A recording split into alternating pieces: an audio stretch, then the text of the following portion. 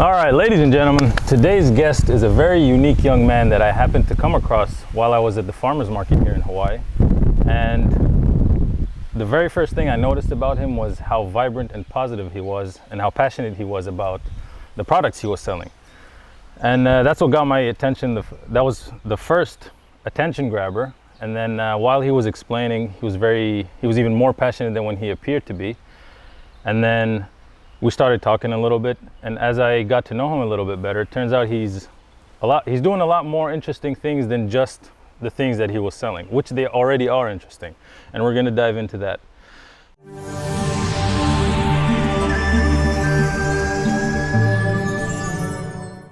Today I have with me a young man by the name of Louis Antonelli. Pleasure to have you here with us today. Thank you so much. Thank you for the kind words. It's an honor to be here, and I'm grateful for the time and all the conversations we're gonna have.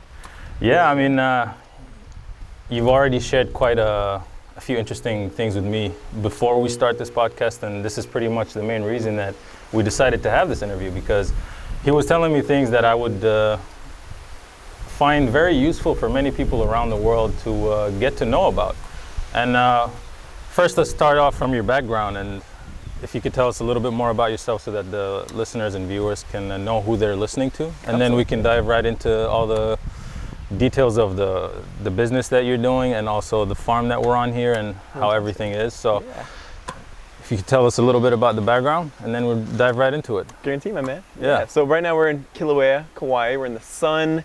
It's like February 3rd, and we have some amazing weather right now. Yeah. Really grateful for that. And yeah, we're on this really cool farm called Common Ground. Mm-hmm. We'll talk all about that. But kind of the history and timeline is I started out in Los Angeles. Mm-hmm. You too as well. You were born there? Born and raised. Okay, Which is cool. a nice place, but it's a city. You know, it's a Uh-huh. very dense place. Lots of air pollution, and completely different than this environment. Yeah. We would have to go to a park to go to Yeah. some nature like this. So born and raised out there for the first half of my life. Then I went out to college actually at the University of Hawaii, which was really nice. Okay, what made you leave the mainland and then come out to Hawaii? Actually, Because there's a lot of good colleges in whether LA or around LA. Right. Actually, for that exact reason was for this.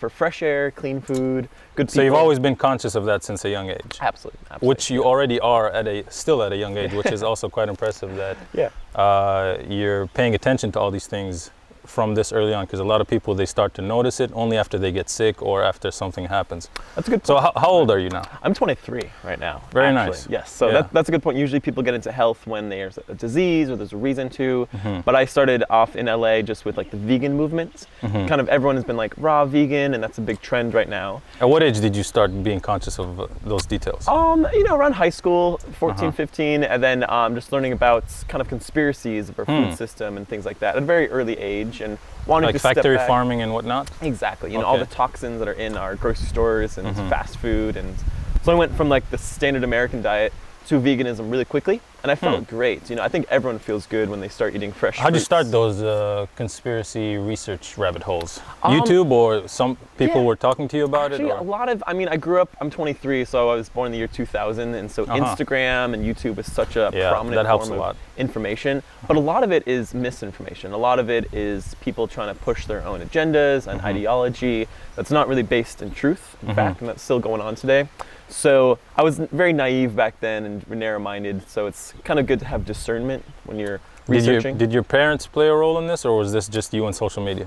The role that they played was that they were very stuck in the matrix in terms of, eating the standard American diets, just following that protocol, and me wanting to get out of that.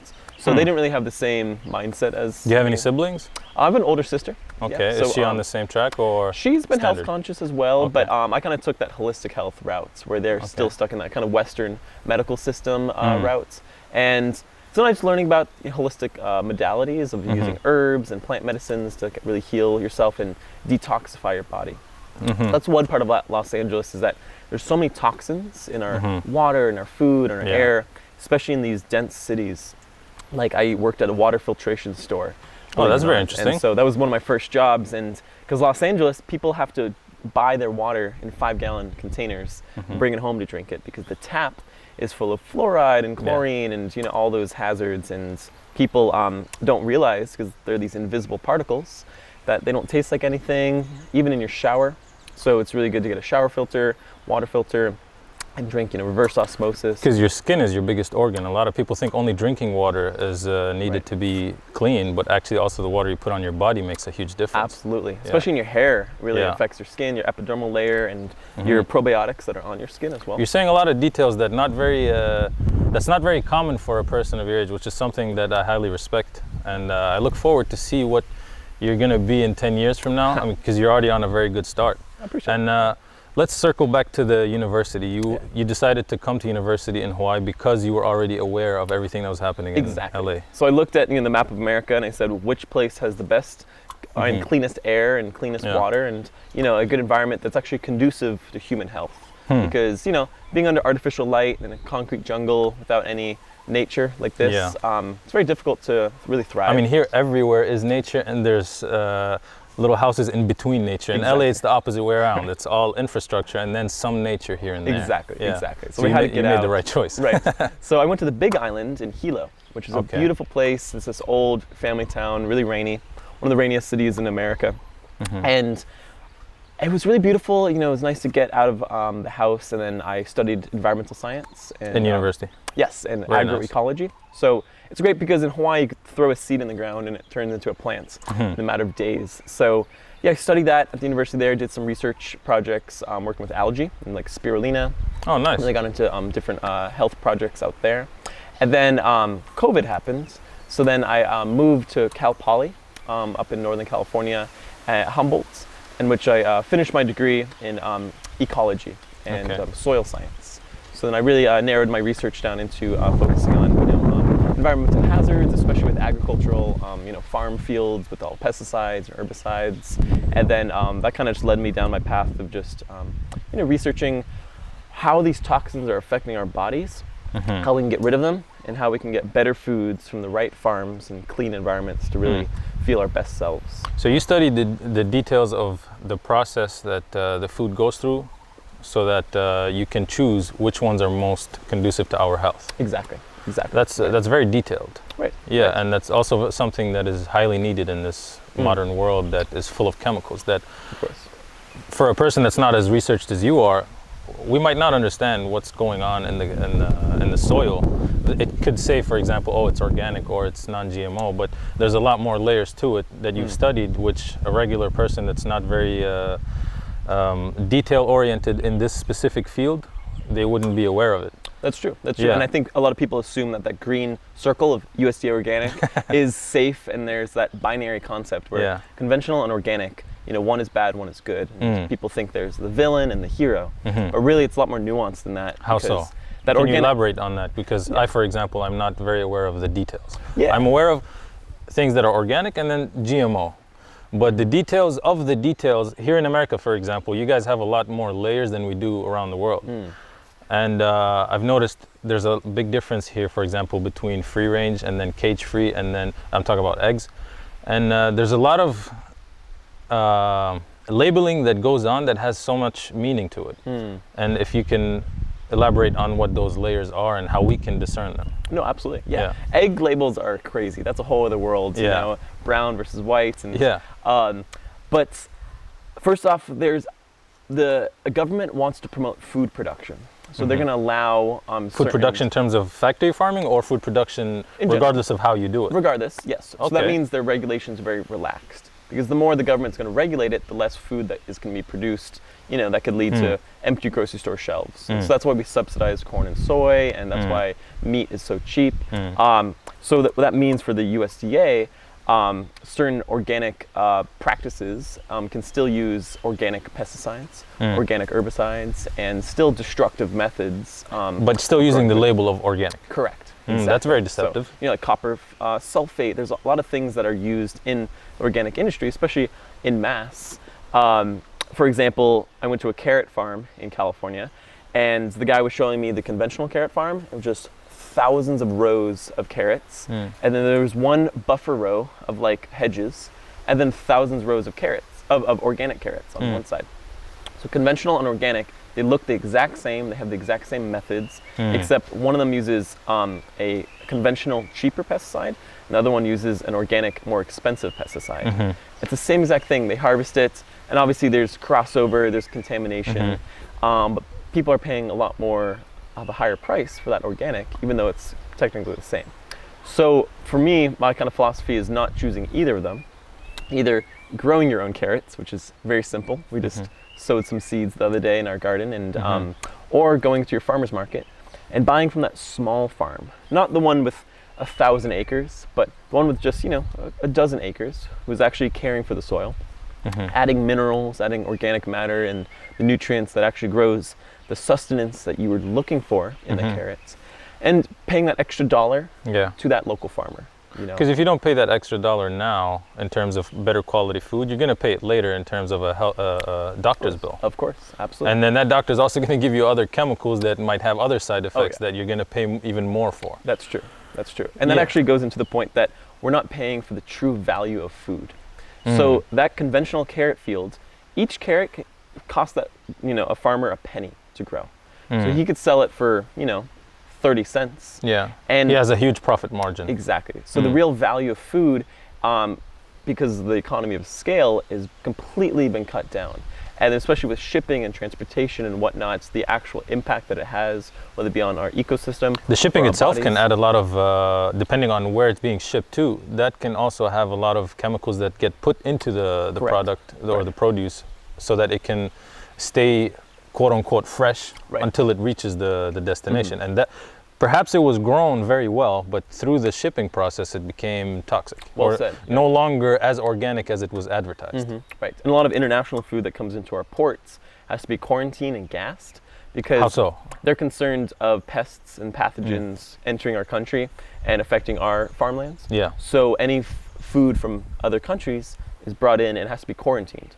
So then they gas it with noxious fumes that kill all those pathogens. So any fruits that we get, let's say from South America or from Middle East or Europe or Asia, they all go through that process? You could assume they do. Yes, it depends where, if they're processed and packaged, but a lot of our fresh food comes from Mexico, in America. It's just delivered by truck. And so that doesn't go through that process if it's coming from Mexico? Sometimes it does, but the USDA has kind of strict laws about that.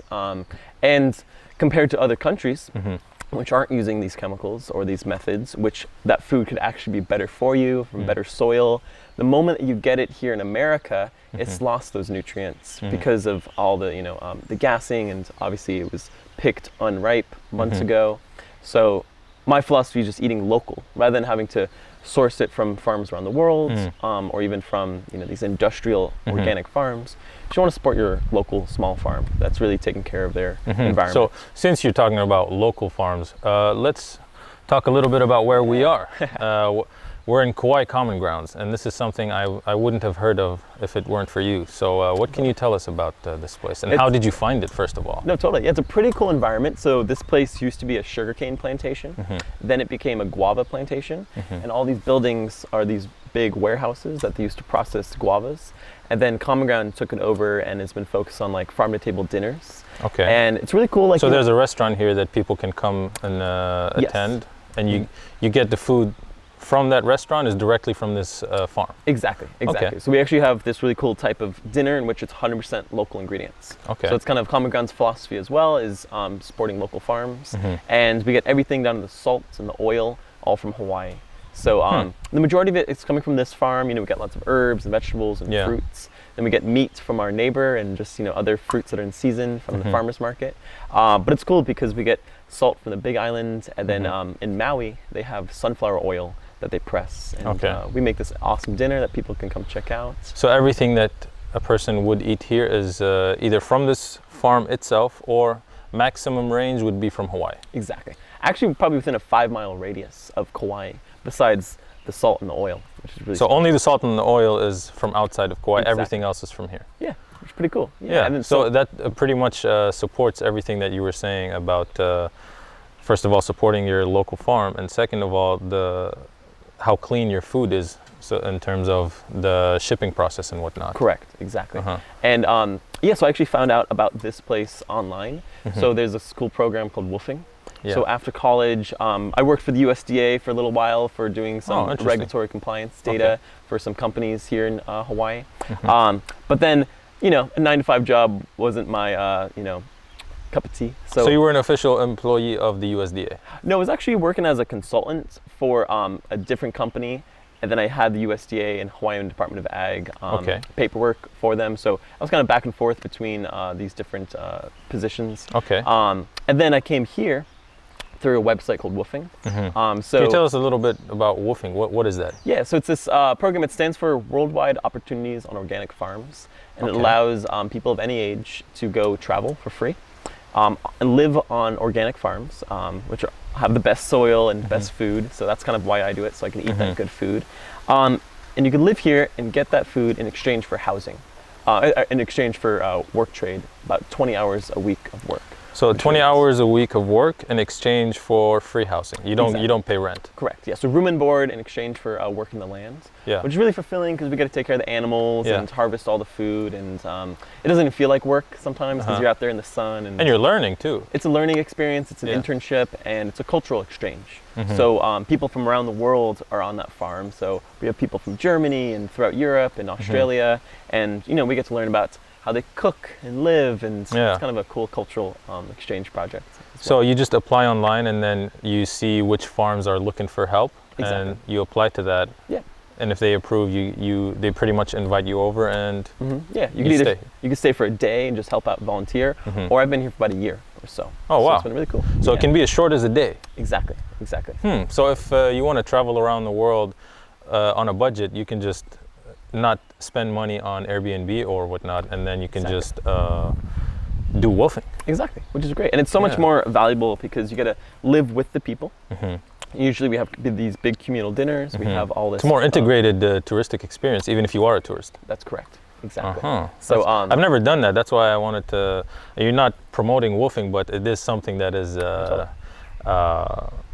very useful, and it's good information for people who don't know about it to get to know about it. Exactly. For example, for a person like me that was living in the Middle East, and I've traveled around the world to many different countries, but I've never heard of woofing until I came here to America. Yeah, Hawaii is a big place because Hawaii is so expensive for getting Airbnb or a hotel room. So a lot of people, international travelers who want to come here, eat tropical fruits and enjoy this land, and then also get free housing, which is great. And it's been really rewarding. I've actually done this volunteer program on about a dozen different farms. Oh wow! Even in but California. One whole year here on Kauai Common Grounds. Correct. And before that, you've done it on a dozen other farms. Yes. So I was on a vineyard out in like Northern California making wine, and then a goat farm as well. Then on the Big Island, a turmeric farm, a goat cheese farm, places like that. That's very. So you've done all these things yourself. Exactly. And so for me, learning about agriculture and soil science, whether it be like through textbooks, but mostly learning from the land and working with these plants and first-hand experience. Exactly. And that's pretty much the most valuable form of experience. Exactly. And knowledge and learning about what you're studying. Correct. Because theoretical can be one thing, but when you actually have hands-on experience, you're more attuned to what you're actually doing, and it's no longer a theory. It's something that you've integrated into yourself. Very well said. That's very true. Right. And you said something very, very interesting about your work with the USDA. Let's talk about that job and what you've learned there, what you've seen, what you've experienced, and what's your overall opinion of the USDA? Because it's a very controversial topic there. Some people absolutely hate it, or let's say they just don't respect the standards that they follow. And other people might say, oh, it's extremely necessary. Right. So what's your take on that, and how was your experience working with them? Yeah, it was a pretty unique job. I was actually a consultant for a company on Kauai that was growing a bunch of crops, and they had to submit their paperwork to the USDA. And so I was kind of the middleman to make sure that regulatory data was put through on time, as well as with the Hawaiian Department of Ag, which is like the state USDA. And the one thing I learned is that there's definitely a buddy system. There's a lot of, trust that's going on. And so if you're... So it's like connections. Depends on who you know. Exactly. If you're my friend, I'm going to let it slide. Correct. If you're not, I'm going to be a lot more meticulous than perhaps I need to be. Exactly. Okay. And so actually the entire state of Hawaii is kind of operating like that. Unfortunately, it's like a mafia. Government officials and stuff, it's all brothers and cousins of people you know. But doesn't that make it seem very non-trustworthy for the consumer? Of course. Okay. Yeah. It's all money. And then one thing I've learned, not with my job, but just from speaking with people, is that the people who go to farms to check if they are organic can get paid off. So that's another thing. I've also heard that in the restaurant business as well. I know some restaurant business owners. They say that the people who come and do quality checks, I forgot the exact term for it. Right. This was a couple years ago, and they say, yeah, if you just pay him a couple thousand, you just they're good. Right. And he didn't even come inside the kitchen. He did 0 checks. Wow. And you just pay him off some money. He says, yeah, this restaurant's okay. And if you don't pay him like pretty much a bribe, they can shut the whole thing down. Even if you're doing very well, but you didn't bribe the guy, he's gonna shut you down. Yeah, this is great. They do that in like Mexico or these other places where there's so much corruption. But America, we should have certain standards of regulation that protects the consumer, whether it be a dirty restaurant or dirty food. But the fact that money is so influential that you corrupt a politician or corrupt any of these public workers, which is very sad because they're here to protect us. So it's sad that people with wealth and influence can get their ways, right? And harm the consumer who is unaware of the details that are happening behind the scenes. Exactly. So you've seen that in the USDA, they're not as meticulous, and it's actually more of a, like you said, brotherly thing or corruption and politics. Right.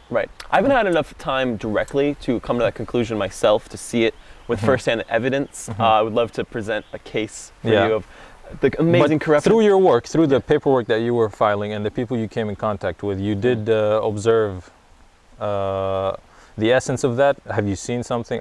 You don't need to get into details. I'm not trying to get you in trouble here, but the essence of it, like you've seen that in action. It's not just a theory anymore to you. And I think the biggest thing I saw, and I think everyone knows this, is that the government is slow and they're underfunded. I think underfunded. That's the biggest thing, is that they might be meticulous and great and detail-oriented and want to protect you, the consumer, but it takes months and years, and it takes budgets for approval that take decades. But and there Biden, also is a Trump, lot of politics and corruption in that approval process, because the guy that's going to give the approval wants a bribe, and the guy that's going to make the plan wants another bribe, and the whole thing just extends. That's why it takes such a long time, although it could take, let's say, 2 weeks with real professionals, real people who are researched on this topic, and then they can handle that. But we keep on extending it over long periods of months so that the corruption can take place. Because if you do it really quick, now everything's tight. We don't have the space to negotiate. Well said, right. Yeah. And another big concern is that heads of industry that are the companies that the regulatory agencies are trying to regulate are now quitting and working for these regulatory agencies. So the head of Monsanto worked for the USDA, the head of Pfizer, or one person worked for the FDA, and then all these companies, these environmental pollutant companies, are now working for the EPA. So there's this. What is the EPA? The Environmental Protection Agency. Okay. So they call it the revolving door. So it's just people coming in and out. And if you stay in this job here for a couple years, gain some leverage, and then you come back and work with us, we're going to give you a specific salary so that you can pass this law. Correct. In our favor. Right. Or if it's the other way around. Because there was a very huge case against Monsanto with all the chemicals that they were putting in the food. Of course, yeah. And there's hundreds of cases going on right now against all these different chemical industries. And so it's the same thing. So the company executives are working for the regulatory agencies, and the regulatory agencies then work for the company because they know the ins and outs of each of That's also in the pharmaceutical industry as well. Absolutely. Yeah, like with what happened during COVID and whatnot. But that's another topic. Let's keep this episode more focused on food and the farm. Guarantee. So what else would you like to say about your experience in the USDA? It was interesting to see, and the fact that our food system is so diverse. And like if you walk into the grocery store, you have ingredients from thousands and thousands of different farms. One burger has over 100 different cows in it. Each one of those cows can come from a separate farm with separate chemicals. So the same one burger comes from multiple different cows? Up to 100. Wow. And so each cow can be sold from a different rancher who's using different chemicals, different methods. So to truly know when you're at the checkout line at the grocery store that your food in your in your cart is good or quality, or you think you made the right choices, there's no true way to know. So what's the point of the USDA then? That's true. I mean, have you seen that movie Dark Waters? It was about the EPA and them suing Teflon, DuPont, and those chemical It was an old giants. movie, right? Like more than 10 years ago, I think. I've Yeah, seen recently, something of that nature. But I think to answer your question, these regulatory agencies are here to give us a false sense of security. So we feel that we're being protected. You know, that's we have these. I would giants. also add to that the government. Of It's a course. false sense of security. I And agree. most of the time, they're actually making us insecure with the decisions, Right. the bad decisions that they're making, Right. so that they can keep making more profits. Of course. Which also reflects in the food industry. Right. It's just in one brand, let's say food, and then the same thing happens with medicine, the same thing, which also food and medicine should be one branch. I agree. And then happens the same with infrastructure, whether it's construction and contracting, or with the regulation of the entire society. And Right. it's parts that make it function as a holistic group. Right. And you can continue. I Yeah. just wanted to add that to what you were saying, Right. connected that to the government as well, because Yeah. it's the same. It's the same principle at play. Right. And different tentacles of the same octopus. Yeah, they that's a say. very good way. You I chop usually off use it's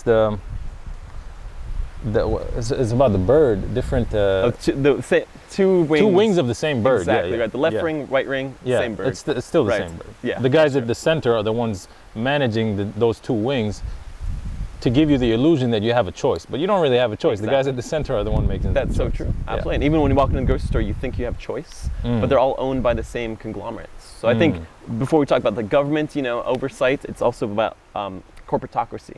Right now, the corporations have so much influence and power, and it's not just here in 2024.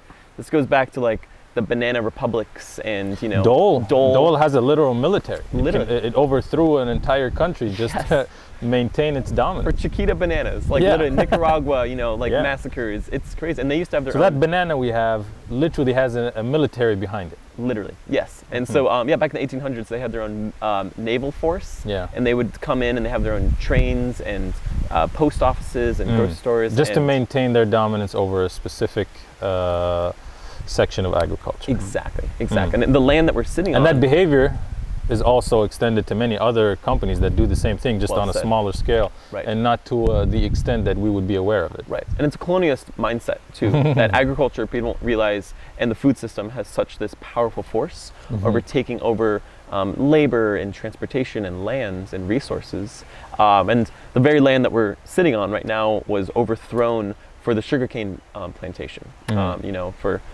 This is the Hawaiian Kingdom, and then American businessmen, so talking about corporotocracy Yeah. in its origin days, came here and with support of the U.S. government, overthrew the Hawaiian Kingdom, and then President Dole was one of the rulers of that time over Hawaii, and it was sugarcane as far as the eye can see, and pineapples, and all that was exported to California to feed, the American population in the world. So, agricultural politics has a long history.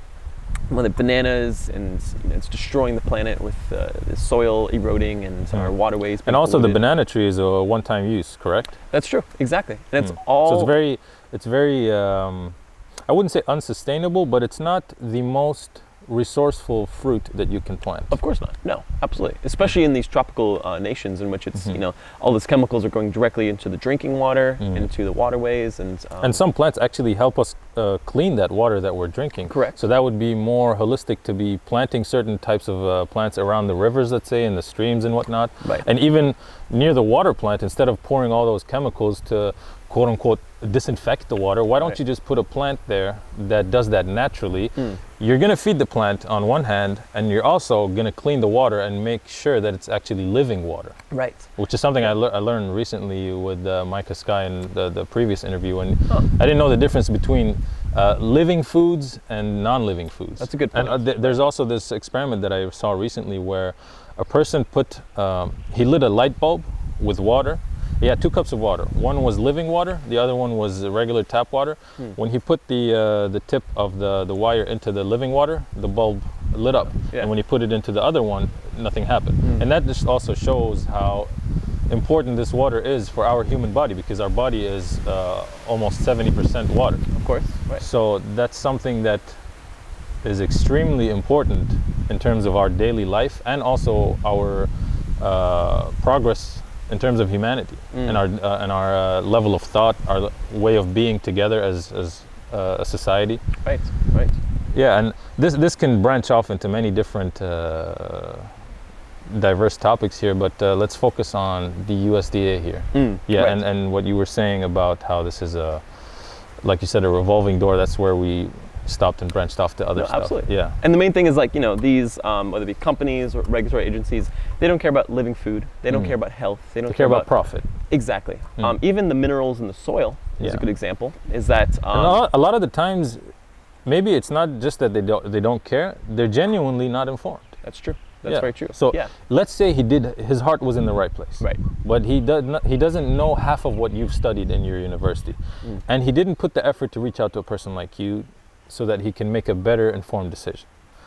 So that I could give some space to government there, because there may be well-intentioned people, right, but either the corrupt ones gang up against them and get them out so that they don't ruin their little mafia that's going on there, or the person is just genuinely not that competent. That's very true. Right, right. And I think that lack of understanding and education is something that we as the consumers can do. And we could demand better products from better sources. How do we demand that?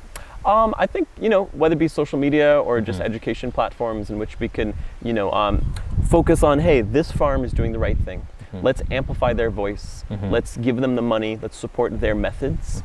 And let's not fund or give our money towards these destructive farms. So voting with your dollar. Exactly. I think that's obviously one of the most powerful ways you could speak up nowadays, because the corporate system runs on the consumer choices.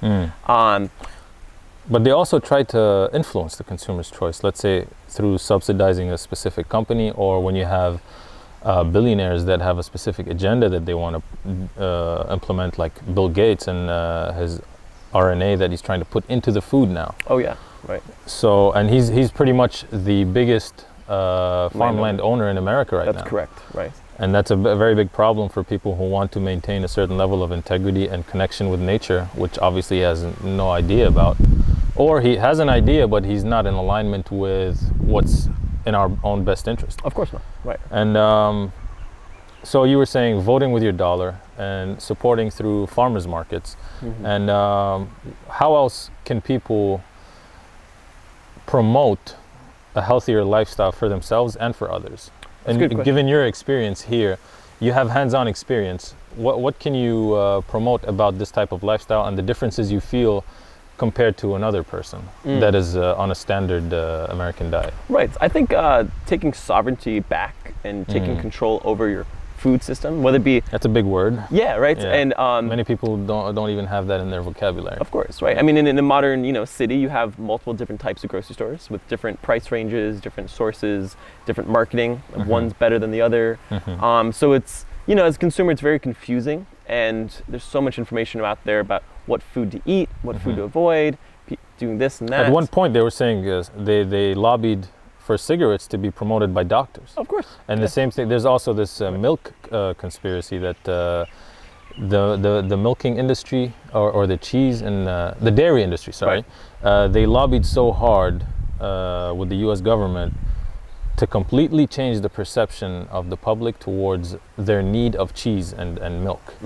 Interesting, right. Yeah, I think there's a documentary about that. I don't remember the exact name, but I can put that in the description. All right. And so that goes along with what you were saying about lobbying and how it's a revolving door and how it's a brotherly thing where people cooperate together without actually doing the job that they were paid to do. There's actually a gentleman named Edward Bernays, and he's, you're familiar, he's the father of propaganda and public relations, and Sigmund Freud's nephew, and he was the one who convinced women to start smoking cigarettes. It's more classy. He pulled off a whole entire campaign to promote Correct. And so ever since then, when companies can have figured out how to influence our subconscious and our psychology of what we want, because we still have monkey brains. We don't know what we truly want. We're easily manipulatable. Very much, very much. Whether it be through war or through choices at the grocery store. It's literally how we think. And it's in every detail around you, because your brain is always registering everything you're observing without your conscious awareness of it, but it's still registered. That's very true. And I've learned companies nowadays have psychologists hired on Colors. the team. The color psychology itself Right. programs, even with children. Oh yeah, They have certain colors to stimulate a child's brain to Right. desire that. absolutely, right. And green makes you nice and calm and relaxed, and blue sky. Orange makes you hungry, and so like companies know this and they use it to influence you, and that's a given. And so yeah, Edward Bernays, he even convinced the American public that fluoride in our tap water was a good thing. And I think that story is kind of fun to tell because the aluminum company had fluoride as a byproduct, and it was too expensive to throw it away. So they got Edward Bernays to sell it for profit to the municipal water systems. So they could actually put fluoride in our water, convince us it's good for our teeth, even though it's a neurotoxin and it's completely horrible for us, and get paid for that as well. So that kind of trend continues today with that thinking of, getting rid of all the toxic waste, whether it be the biosludge on our soil of the farmland. And the problem is not just with this level of con artistry, but also with the people that would defend that lie so passionately. Yet if they studied the history of it, they'd realize they just got finessed on a very deep level. Right. And going back to your point that some people might have good values, good intentions, but they work for a company that has a position. Yeah. And if you can't your salary depends on you bowing down to that or following along and promoting that position. Right, whether it be a corporation. So you researching that, anything against that information is not in the favor of you getting a raise or getting more money or paying off your debt. Exactly, right. So there's a conflict of interest there. Absolutely, that's very true. Yeah, and there was a doctor named Westin A.Price who was part of the Western, medical system as a dentist, and he then started researching things that went against the Western medical system, and he completely quit his job and quit his entire practice and started researching this and finding out that people with indigenous food systems around the world. What's his name again?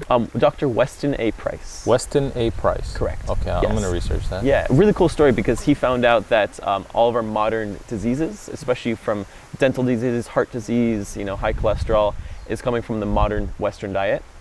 Which is high fructose and high sugar. Yeah. Actually, back then, this was like 1930s, it was just white flour, white sugar, and processed and packaged food. Before we have the modern day, high fructose corn syrup and chemicals. That's a whole other chapter. But that the indigenous people who lived in Peru and in Mexico and up in Switzerland, he found that they had perfect health because they had their indigenous diet of eating like fish and eggs and organ meats and raw milk and things like that. So he went completely against his profession of the medical American industry to promote this. That is a man with integrity, and that is honest to his job and is not just working for money. Exactly. Which is not very common nowadays, unfortunately, because of the consumer psychology. We just want to buy the new car, buy a bigger house, and get the new toys, the gadgets. Right. And we put our integrity to the side. That's very true. That's for very profit. True. And not only do we suffer individually, but also collectively, our overall standard just keeps decreasing and decreasing. And then we become even more enslaved.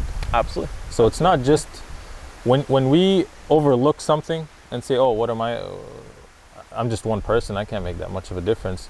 If I do that, you do that, and then everybody else keeps doing that, that's a whole group of people that could have made a big change. Right. But it has to start at least with one person. And when I see you, for example, all the stuff that I'm asking you now, I wouldn't have gained this knowledge, which I would like to have, if you didn't take the initiative. Oh.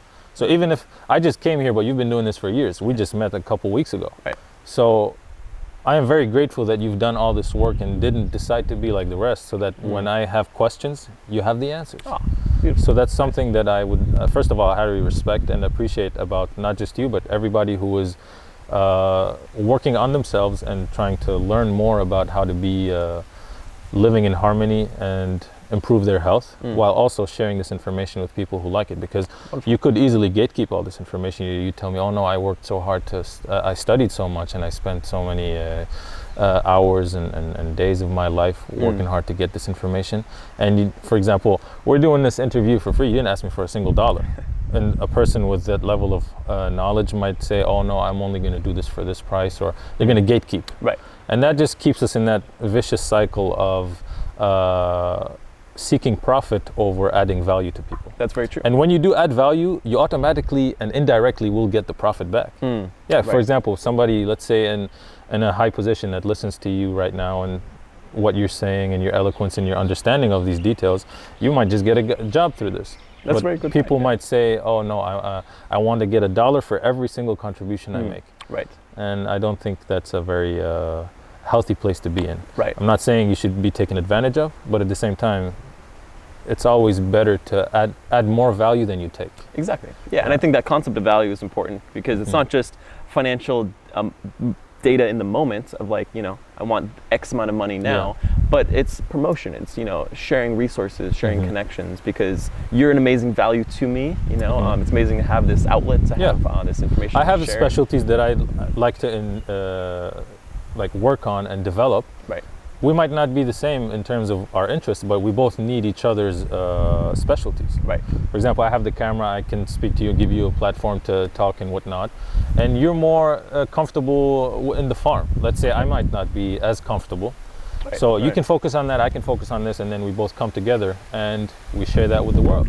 And that's how the government is supposed to be functioning. Right. And how the USDA is supposed to be operating in terms of getting people who are specialized in these topics to be making those decisions. Very true. And influencing the ones in their circle. I was going to say under them, but it's not really the right respectful. There's a hierarchy to it. Yeah. There is, of course, a hierarchy to it, but sometimes people with a lot more knowledge are unfairly at the bottom.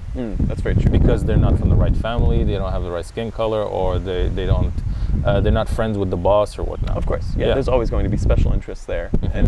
And for me as well, so I'm only 23, so what you're saying earlier is that like, I have a small set of knowledge and it expands by the day. But you're far ahead many people, including me in terms of agriculture. Yeah, certain subject, and you as well for subjects as well. Yeah, of course. But in terms of agriculture, you've studied this in depth, right? And that's why, in terms of age, I wouldn't calibrate the value of your knowledge that you're sharing based on your age. Well said. It's also about your experience. You have a lot more experience than anybody, let's say in their 30s or 40s, where all they've done is just read books and use things in the laboratory. Well said. Right. Yeah. Right. So you have hands-on experience. You've done it yourself, and you've seen what happens. You've seen the process. You have direct contact with what you're talking about. That's why I find it very valuable to ask you these questions and give you the space to talk about it. I appreciate that. Yeah. And it's anecdotal knowledge, which has its own value compared to scientific data or other forms. And they say that phrase, you stand on the shoulder of giants. Yeah. So I'm grateful to be born in the year 2000 with access to the internet and libraries and a magnitude of information that was researched previously that then I can synthesize and use for today's benefits, which is great. And before I can come out and outwardly express my knowledge in a way that I'm confident about, I have to use discernment and ask if my own truths are true, because I change my mind so often. Like I said, I was vegan, which is very healthy. Yeah. So you were vegan? Yes. Okay. So I was vegan for like 5-6 years, and I've told everyone to be vegan because obviously, factory farms are bad. Meat raises your cholesterol. Your heart was in the right place. Exactly. But you were not misinformed, but not holistically informed. Exactly. So my main point was that we think we know the truth, and then people are often adept, especially on social media, to share it without knowing the bigger picture. So for me, it's just like, week by week I learn more and more, and right now I eat lots of meats and organ meats, and I'm a big fan of saturated fat, cholesterol, and salt, which are demonized in the American world. I'm huge on salt. I put a lot of salt on my food. Salt is so beneficial, especially salt with minerals, and we have the Hawaiian salt here. It's really cool. So the main thing is you can change your mind, and that shows flexibility and have that ability to change. And also honesty, like of course, to admit that you were wrong, or maybe not wrong, but you didn't have the bigger picture, like you said, and now you have an upgraded set of information that makes you decide better decisions. That's right. Exactly. Right. And one thing I was learning is just like our food and our supplements and all that stuff is completely filled with so much crap. And that's one truth, I'll never forget. What can you say about supplements? Or let me phrase it this way. What is the value of taking supplements, for example, all the pills that we have, whether it's zinc, magnesium, etc., or even the protein powders and whatnot, in comparison to living 100% natural life on a farm? That's a great question. And the thing is, behind us, we have every nutrient we need. We have, chickens and cattle and fruits and vegetables running around. So if you look at human history, for 500,000 years, we had all the nutrients in our environment, whether it be the fish or seaweed or salt, or in the mountains, hunting and gathering. And that's 500,000 years.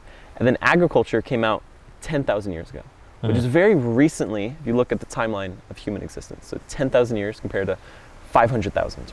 And that's when we started having grains and cereals and wheat and things like that, and was really industrialized those processes. And we had lots of bread. And even a lot of the fruits and vegetables that we have today, they're not actually 100% natural. They're engineered to a certain degree. Of course, yes. Yeah. Natural engineered, whether it be breeding, obviously. Yeah, through breeding. I mean. Yes, Yeah. and also we do engineer like the Impossible Burger, right, that is supposedly, yeah. that's a whole nother level of engineering, but also Right. talking about actual foods. For example, there's types of rice that are not naturally occurring that we've bred, Of course. and also carrots, and there's this very potent and famous doctor, his name was Dr. Sebi. Of course, yeah. Yeah, that's the person that I learned about sea moss through, and Right. the amount of, it has around 92 minerals, if I'm not mistaken. That's correct. Yeah. And your body is composed of 110. Right. I'm not exactly sure of the numbers, but that's the range, and that's a very powerful food to consume. That is not, we don't see that very often or very commonly. Yeah. And actually, on the topic of minerals, is that going back to that subject of human history, we would get our minerals from fertile soil and the ocean and spring water. How do we get those minerals? Just from the food, from a wild bison is eating the grass from the minerals in the soil. It's going to the grass, going to the bison, and then the hunter-gatherers would eat that and get those minerals. Or the from fish. the bison. Yes. Okay. Exactly. And so, and that's because the world used to have minerals in the soil. But now with excessive farming and tilling and chemical fertilizers, the food, or even the beef or any of the animals from the soil of the land, do not have those same minerals in them. So it's not nutrient dense. Exactly. So our cells need, like you said, 110 minerals, plus or minus, cobalt, silica, zinc, all these trace nutrients that we can get in the soil. Yeah. And here in Kauai, there's places around the world which have fertile soil. But humans, and especially modern day Americans, are not getting those. So that's why they reach for supplements. Because of the excessive amount of chemicals in the food. Correct. And the processing that happens to the food. And actually agricultural methods. So it's because we've been tilling and the soil has been eroding away, and we're adding in synthetic fertilizers instead. Oh, so, synthetic fertilizer. Yes. Okay. So in order to grow plants, you only need 3 minerals, nitrogen, phosphorus, and potassium, to grow a tomato. And then a couple other, like calcium and whatnot, to grow a tomato. Okay. But if you had a tomato that grew in a compost pile here in Kauai, it would have 110 minerals. And that's where you get all those nutrients. Not just those 3. Exactly. So that's a very different tomato. Right. And that's also something I've actually tasted when I was young, because I grew up in Qatar, and the fruits and vegetables that I would eat there, they would have, sun's shining at you? Oh, that's perfect. Yeah. The fruits and vegetables that I would have there tasted completely different than the ones I would have in Egypt. The ones in Qatar, they almost were tasteless, and they were very full of water. But in Egypt, when I ate a bowl of salad, I felt genuinely full. Wow. And it was the same bowl of salad, right? Just from different locations. The one in Qatar, it did not feel very filling, but the one in Egypt, first of all, there was a lot more taste, and I have a big body, and I eat a lot, and that bowl of salad in Egypt was genuinely satisfactory. Wow. But when I eat it in a different place that has a lot of processing, or is just not a country that is very agricultural. Of course, right. I can genuinely, that's something I felt as a young child. I was like maybe 13 or 14. And I just noticed that. I had no knowledge of all the chemicals and whatnot. I just said to my mom, I was like, oh, this salad tastes a lot better than the one we have back there. Wow. Yeah. Right. That was before doing any type of research. Does Egypt grow? Yeah, Egypt is extremely... the Fertile Crescent. Yeah.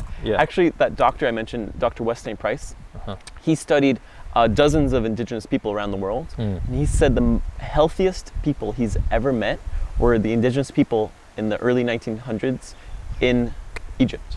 Oh, which was really interesting. Because they were eating stuff like fish from the river, the fertile soils. They grew amazing amounts of fruits. It's really cool dates. I know the name in Arabic. It's called tami, and apparently this is one of our most valued resources that we have in Egypt. And what is that? It's the name of a soil. I don't want to say anything wrong here, but I do remember one of my relatives telling me about it, and how one of our most valued resources in terms of agriculture is this type of soil that's called tami. Wow. I don't know the translation that's of that. Really cool. Yeah, I haven't done a lot of research. I just got that in front. And I bet it's full of minerals. Of course, it is, and you can genuinely taste the difference. Wow. It's not something that you read on the back of a label. You can get it off the street. The corn that I eat off the street, you can genuinely feel a difference. Of course. Yeah. Right. And that's so deficient in America, unfortunately, and in Europe too, or anywhere in which we're overly tilling the lands and overly. What does overly tilling mean? So first of all, what is tilling, and then how do you overtill? Yeah. So first off, like in the early 1900s, the Great Plains of America, which the Midwest, was full of bison for thousands of years, and that built the grasslands and the soil. Then the pioneers came in, and they started plowing and tilling, which means they're ripping up that topsoil with tractors. Pioneers, aka the conquerors. Yeah, pretty much. And they came in year after year, and then they would rip up that topsoil and grow wheat and corn and food. And then in the early 1900s, the wind blew all that topsoil away. That's called the Dust Bowl, and that's one of the reasons the Great Depression happened. So the topsoil of the world is slowly disappearing right now. The United Nations says we have about 50 years of soil left on Earth. And if we continue on the same trajectory that we're on. Yes, if we continue tilling, if we continue using these destructive methods of hurting the topsoil and the chemical fertilizers, because erosion is such a harmful practice, in which it's completely disappearing all that topsoil. So what's the difference between topsoil? I mean, I'm guessing obviously if there's top, there's bottom. Can you talk a little bit more about soil? Yeah, I mean, so around us, it's different around the world, especially because as a soccer player, I notice different types of soil in the fields that we play in, right? And the types of grass that you need in certain climates, right? So what can you say about soils? And first of all, you said they have a lot of nutrients in them, and then also what's topsoil, bottom soil? How do you maintain it? How do you over-till it? How do you do it the right way? Right. And what are you guys doing also on the farm here? Yeah, good question. So, I mean, the soil is the living layer of skin on the earth. That's a nice way to put it. Yeah, it keeps all the biosphere alive. It sequesters carbon. It's full of bacteria and fungi. It's the greatest, and most diverse ecological system on Earth. It's what makes Earth different from the entire universe. It allows animals and us to survive. And throughout human history, humans have been very small in terms of our population, and so we didn't overexhaust the resources of the soil. But now, once we invented chemical fertilizers and industrial methods of growing food, and which includes tilling and machinery and mechanization and processing of our agricultural products, then the population exploded. They called it the Green Revolution. So in places like China and India, they were able to introduce hybridized seeds and chemical fertilizers and machinery to get that soil ready for planting. And now we have 8 billion people on Earth because of that rapid growth of food. Because it's now become very available to the point that people felt comfortable enough to keep reproducing and expanding. Right, and believe it or not, half of the people on Earth today who are alive because of nitrogen fertilizer. What do you mean by, can you elaborate on that? So the moment we invented nitrogen fertilizer, which comes from this really... When did you do that? I think it was, I don't know the exact year, I think it was like World War I. Okay. Around so there. Something recent. Very, incredibly recent. If you look at the population graph. Yeah, I've seen that graph. Below. Yeah. We're skyrocketing in a very short period of time. Right, and so we're able to... It's not something I'm entirely against, because I'm against the deep agenda that they're trying to kill us off with. I agree. Like they'll get Of course, right. But then there's also the overpopulation, so there's that balance, and I think we're going to see a big shift in which a lot of the people in the world might be dying. I wouldn't say it's overpopulation. I'd say it's mismanagement of the population. I agree. I agree. Very because much so.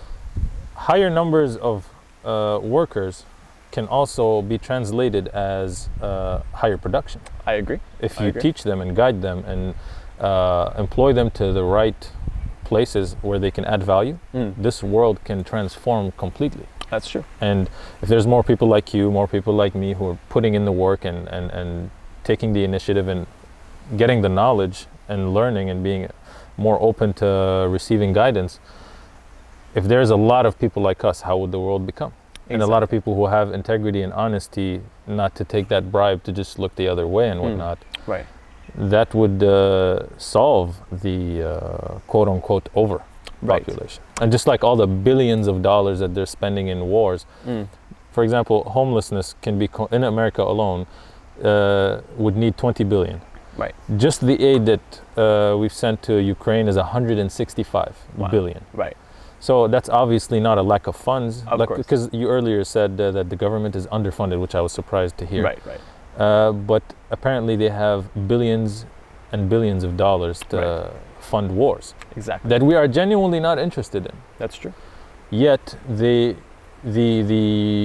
consumers and the citizens in this country that are supposedly paying those taxes are also supposedly funding those wars based off the same principle that you were talking about in terms of it's a revolving door, because there's the military-industrial complex. Of course. That is lobbying the government and making huge amounts of profit. Of course, right. Yeah. And so there's a lot of mismanagement going on, whether it be funds, resources, people, land, soil. Knowledge, of course. Gatekeeping certain information. Right. And one interesting graph I saw is that, the global south and the more developing countries are exploding in population, so that's going up by the millions. And then the developed countries, the richer northern latitudes, are declining in population. So Europe is not because they think they're so informed and knowledgeable that giving birth to a new baby is not good for the environment. Right. But actually that's not the case. Right. I think Elon Musk said, like, if you want to save the future, have children or something. And because like Japan, Europe, they're completely declining. Whereas like Nigeria and these places have, kind of millions and millions of people. So we're going to see a huge shift in our power workforce. shift and wealth transfer. Right. And so kind of going back to the agricultural topic is how do we feed the people where they are? Because in Nigeria, that soil has been depleted. That's been completely overworked. How can we regenerate the soil? That's a great question. I mean, regeneration is the key for humanity's future. Pretty much, that's one of the practices we do at this farm is regenerative, soil building. So that means we're growing plants from mulch or sequestering. What is mulch? Mulch is just all the leaves and sticks that are dropping. You gather them all like this leaf right here? Yeah, so we practice a concept called agroecology, which means we're mimicking nature and how it grows food. Or how it grows the plants. We're growing edible trees and vegetables. And so nature, just like these leaves, the way the soil is being grown is by having carbon from the air being brought into the plants, creating sticks and leaves, then going into the soil, decomposing and storing carbon in there. Same thing with nitrogen as well. We have plants here that sequester nitrogen from the air and are able to use that as fertilizer for free. Rather than having to use synthetic nitrogen, we're using organic nitrogen from these special types of plants called nitrogen fixing plants, like beans as well. And so we're mimicking nature and growing that soil. So I mentioned that soil is eroding away, but what we're doing here... There is a solution. There's a solution, of course, regenerative agriculture. And this is what you guys are doing here. Right. And so kind of going back to our earlier conversation about like conventional organic, Yeah. it's about finding regenerative farms that are close to your home, that you know the farmer by name. But what if you don't have that luxury? Of course. I mean, there's actually ways, if you eat meat, you could actually get a box shipped to you full of frozen beef from a regenerative farm. And do you know any names that you'd like to mention now? I don't, but maybe we can make a list and you can share it on your Instagram. Online, yes, or, there's plenty of amazing places. Yeah, lots of ranches, especially, you could actually just go on Craigslist. Oh. Even if you're in like LA or Chicago or these cities, you can go on Craigslist or Facebook Marketplace and find ranchers and farmers in your broader area who will deliver, or you can meet them at their farm. And wherever you are, there's a farm nearby. even if you're in the middle of Dubai. There's always going to be food close to you, whether it be shipped in. So I think just taking that extra initiative to go out there. But they're usually not B2C, it's usually B2B, business to business, not business to consumer, or even business to government. Of course, right. And then there's a lot of regulatory agencies that... Because I was living in Dubai for a while. You don't really see farms. Yeah. You just see infrastructure and luxury. Right. Yeah. Right. So the farms are all here in Kauai, or in America in general as well. As I'm not inside of LA, but on the outskirts, you see a lot of farms and land that's being taken care of. Of course. Yeah, but that's something I would say is not very common in all the countries. Right. Yeah. And I haven't seen the entire world, so I'm not really making a judgment here. I'm just saying from where I grew up, there are farms, yes, but they're not as many. Right. Because of big business. Right. And you were mentioning earlier that it is a privilege to access organic, regenerative food from a farmer's market. Some people genuinely do want that. Right. However, either they can't afford it, right, or it's too far. The shipping costs will probably cost more than the food itself, so right, it's unsustainable for them. And third, they're not sure how trustworthy that farm is. That's what right. are they doing behind the scenes? Because you're not always going to be at the farm seeing how that animal's being treated, or what they're putting in the soil, and all these details. Of course, right. So, and that's going back to the USDA, that's their job. Exactly. That they're not doing because they're getting paid off. Right. So now, have you ever sat down and actually thought of a solution to all this? If you have the ability to grow your own food, do it. Even if it's a garden in your backyard. But would that sustain you? Not technically, no. Okay. Obviously, but it's a start. It's a start. I think I heard there was like 40 million acres of lawns in America. That everyone has a front. It's not natural to have grass. Exactly. So in huge acres. Right. So if we were able to turn 40 million acres of American lawns into food production. Yeah. And yeah, you might only have kale and strawberries. You can even trade with your neighbors. You have random orange trees around the city blocks and on the pavements and whatnot. For the people who are struggling financially, they can just pick a fruit off the tree and sustain themselves so that they can get through and possibly be more productive and get out of the situation that they're in. Right. So sometimes you're in a bad situation and you genuinely do want to get out.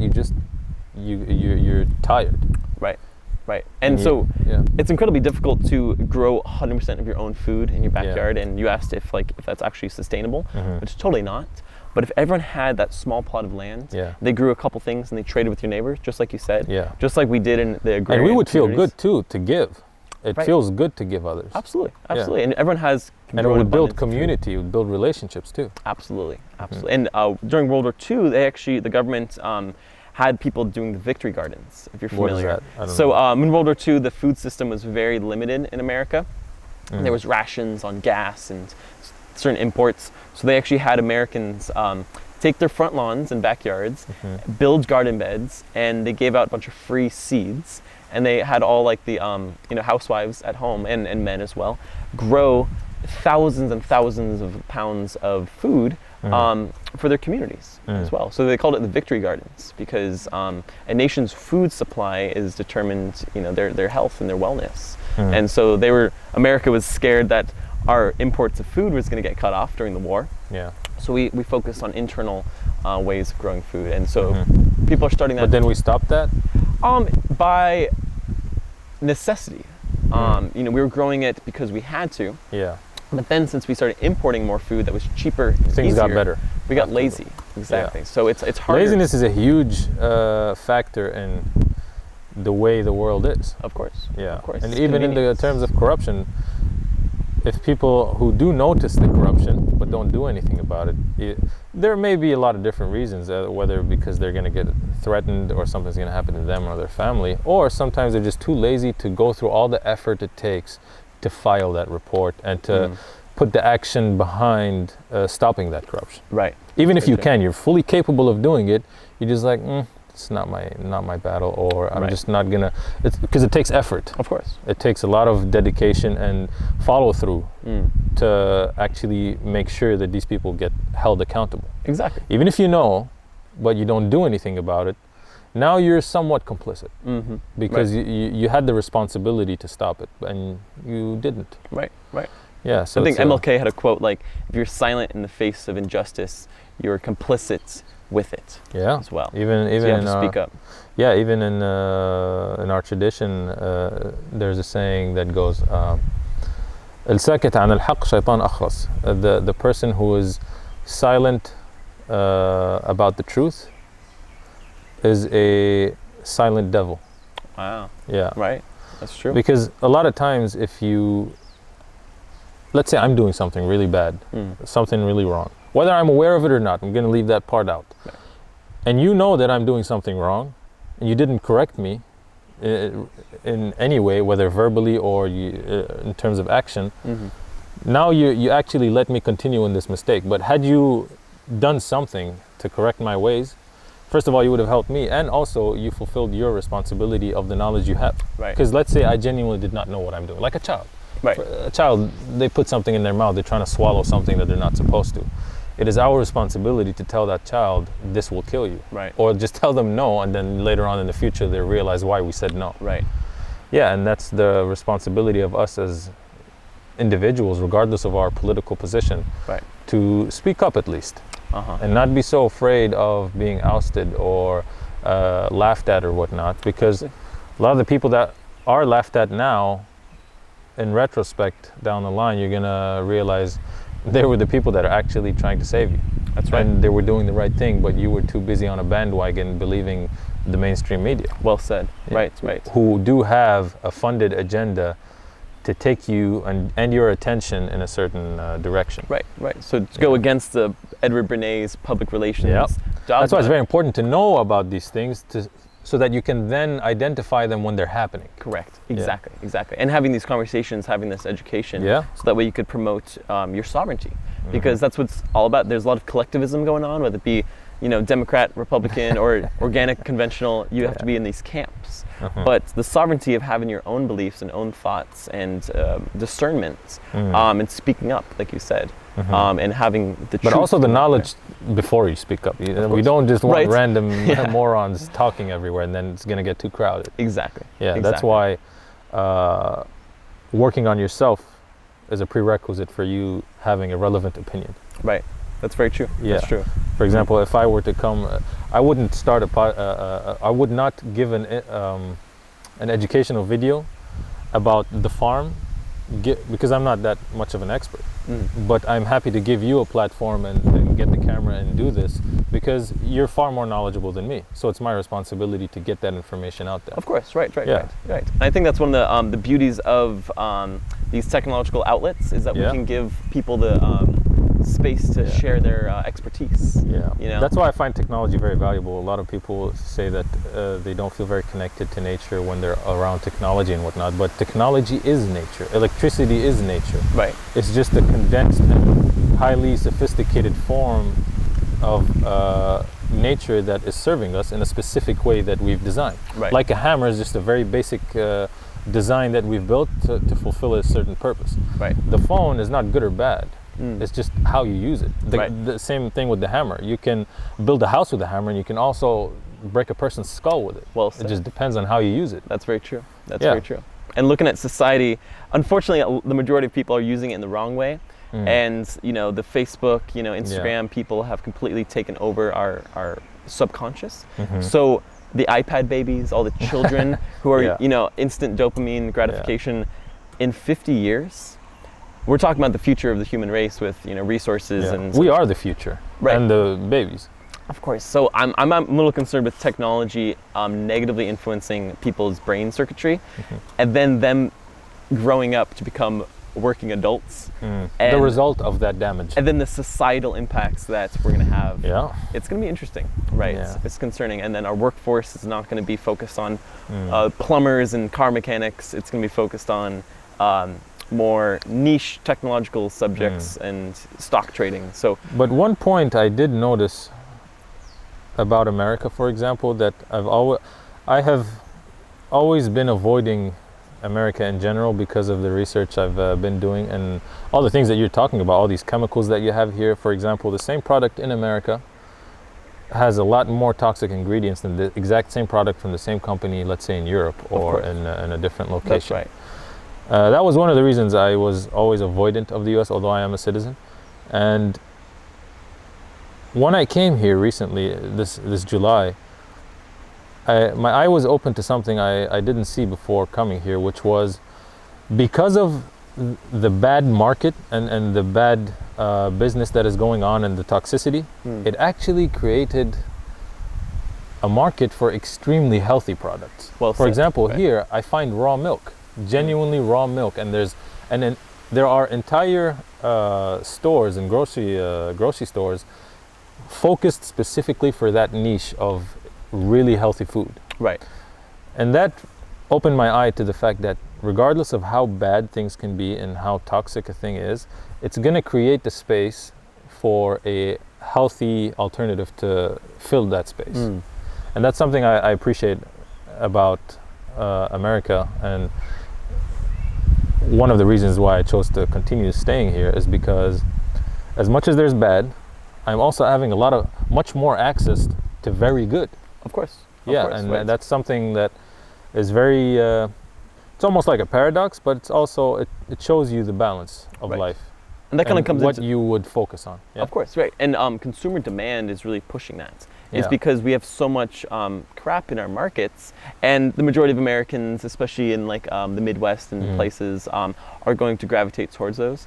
But then, conscious individuals are going to want quality. Yeah. And since they can't find it, They'll that make means supply and demand is going to increase the price. Yeah. And then there's these organic grocery stores, which here in Kauai we have a couple. Yeah. And you can't walk out of there without spending triple digits, because it's these foods, which is very sad that real food has to cost that much money. Yeah. And it also has to be And nature a gives market it to us niche. for free. Exactly, Yeah. exactly. So the fact that in order to have raw milk and niche health foods is now a byproduct of our industrial food system, because people like us demanded it, it's completely ironic, because that's what original food has always been. Yeah. And it's been cheap and free throughout history. Yeah. And now it's expensive and niche. Right? It's also very interesting when you're walking in the grocery store and you see health section. So what does that imply about the rest? Of course, right. Yeah. One thing I learned about a grocery store is a cool fact for your folks here. Yeah. The outer perimeter of the grocery store is where the good food is. The fresh vegetables, meats, dairy on the outer perimeter, but the food on the inside, Like the center the of rows. the, So the cereals, the candy chocolate, bars. yeah.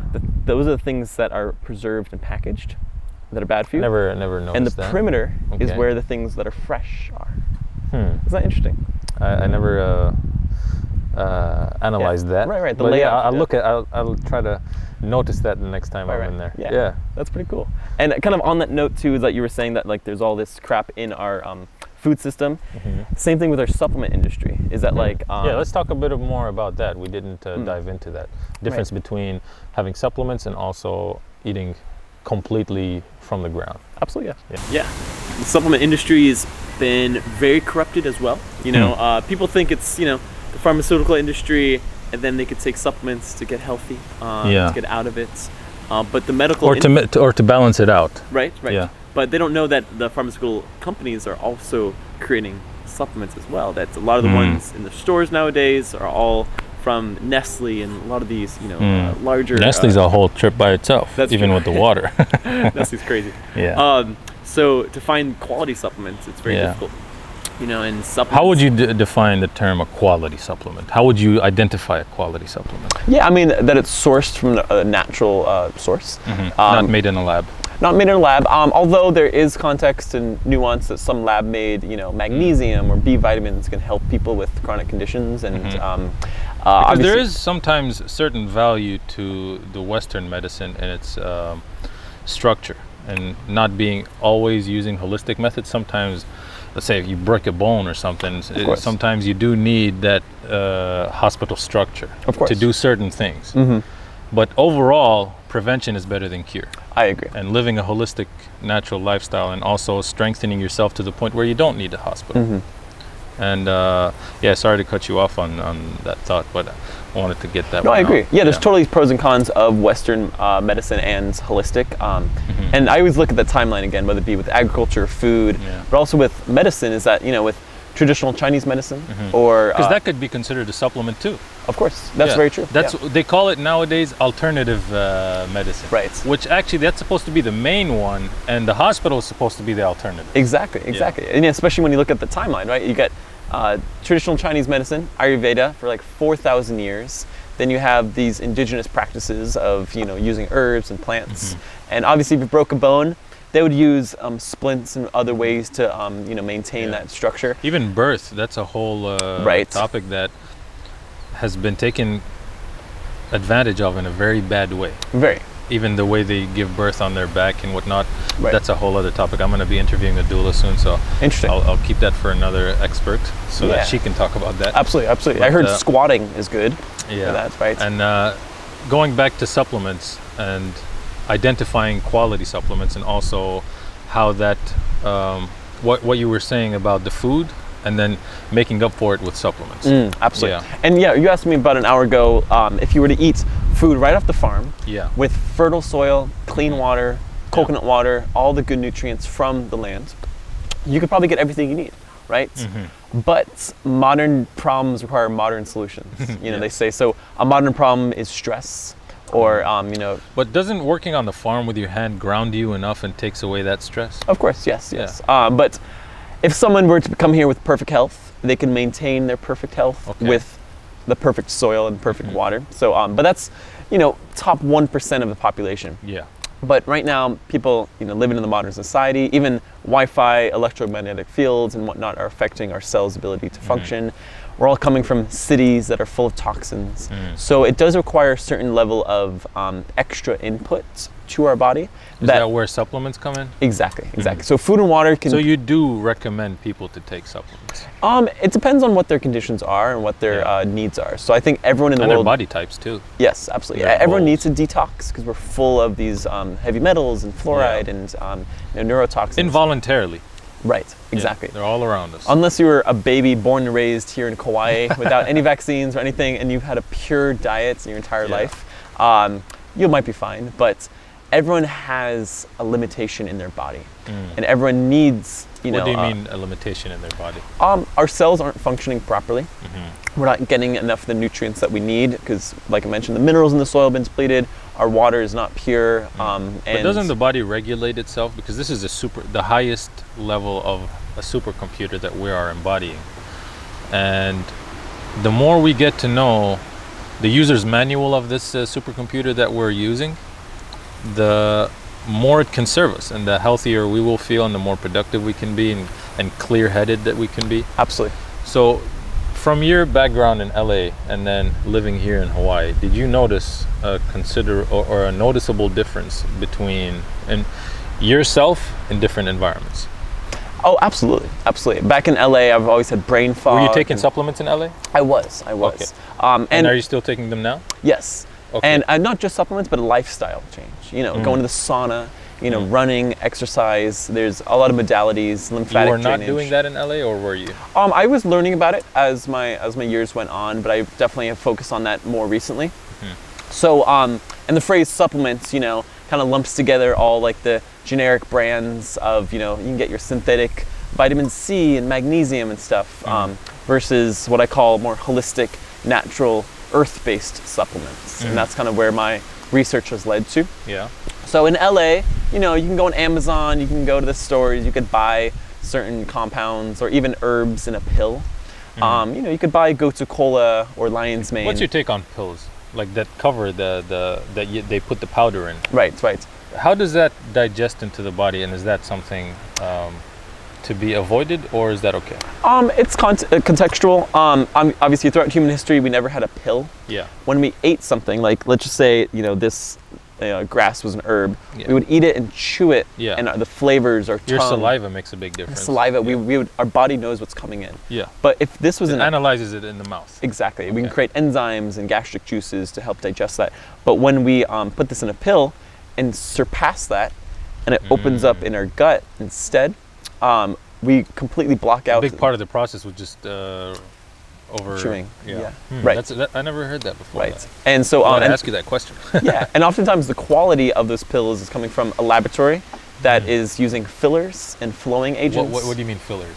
What's a filler? Things like magnesium stearate, rice bran, they add it in order to preserve it, and in order into the powder that's Correct. inside the capsule. Yes. So in order to fill that capsule, they can't just use. So it's not just 100% powder. Correct. And you read the ingredients. There's always like silica stearate. There's always like these weird compounds in there as. What fillers. if the ingredients only have the vegetable capsule and whatever powder they're putting? Depends on the quality of that powder.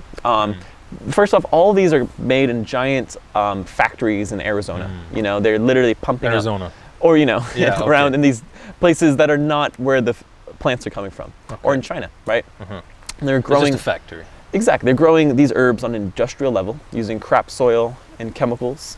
Obviously, or non-organic ones are going to be using those synthetic chemicals. And then they dehydrate it and turn that into a powder and into a pill that your body's not going to recognize as the actual medicinal herb, compared to if you were to get that fresh herb, chew on it, absorb it, your body will recognize it and get the benefits. What about powder? Because you're talking about chewing. Let's say I put some powder in a smoothie. Let's say spirulina powder or whatever. Right. I'm not chewing the powder. Right. I am putting it into a drink and just swallowing it directly. Absolutely. Just drinking it. Would that be more readily accessible by the body than a pill? Of or course. would that be more recommended? Yeah, I mean, it's faster absorbed because that pill doesn't have to break down, because your body has to digest that vegetable cellulose pill too. It has to pass through your system. Versus when you're drinking it, whether it be in your smoothie, I like to always add stuff into my smoothie or a tincture. Your body goes right into your gut and your bloodstream. Especially the powders are smaller particles, so they can get absorbed really quickly compared to having like whole plants as well. On that There's note, benefits as well. let's see your business. Guarantee. Yeah. What do you sell? And this is one of the things that you have. It's called Brain Boost. Yes. Local lion's mane and Gotu Kola. Oh yeah. I'm gonna give this to you to If you want to try elaborate some on too. what- Yes. Yeah, I can try some. So Explain it to me, and then I'll try what you just explained. Absolutely. So a little story behind it I was mentioning is that like a lot of these mushrooms and herbs are coming from China, coming from bad farms. So I wanted to find quality food and supplements and herbs and mushrooms. So I started growing it myself or working with other local farms. So you grew these mushrooms here yourself? My friend did on the Big Island. Okay. So we sourced a couple herbs from Kauai, the Big Island, Maui, and across Hawaii. And so my main intention was to source quality ingredients from real farms. Because rather than it being Not industrial or not factory. industrial, that's been grown years ago, dehydrated in a warehouse. I know the person who grew this with the best soil, the best methods possible, without any chemicals. And then we process it ourselves. And that's kind of the greatest part. So I actually started doing How that. do you process it? So for example, the lion's mane, we extract it in Maui pineapple vodka. So it's actually an alcohol extract that we use alcohol to break down the mushroom to extract a compound in here called beta-glucans. And the liquid is actually a vodka from Maui pineapples, which is really cool. So we wanted to get local alcohol. And the compound... What if someone does not consume alcohol? We have How other... would that be incorporated? Is this like an alcoholic drink or? No, it's just a tincture. So in order to break down the mushroom... What is a tincture? A tincture is a way to extract a substance from a plant or an herb or a mushroom. So But that doesn't mean now you're drinking an alcoholic drink. No, I don't drink personally. It's just a form of extraction. Exactly. And you're only actually going to be taking 8 drops, so it's a very small amount compared to a drink. Yeah. You could also put this into your water. And also tea. the intention of it is medicinal. It's not to feel a certain way Correct. or get high or drunk or whatever. Exactly. And there's such a small amount of alcohol in here that you don't feel it at all. And you could put it in your smoothie or in your water, and you could drink it like that if you don't like the taste. Okay. But this one is lion's mane. That's What correct. are the benefits of this one? So lion's mane is an amazing mushroom that helps with like memory, focus, and mood. And that beta-glucans compound I mentioned goes into the brain.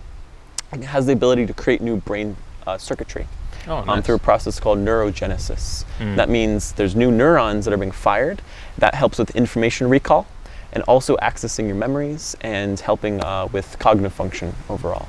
And some really cool research has come out that it improves dementia and Alzheimer's in elderly patients as well. Because like you said, it regenerates neural pathways. Exactly.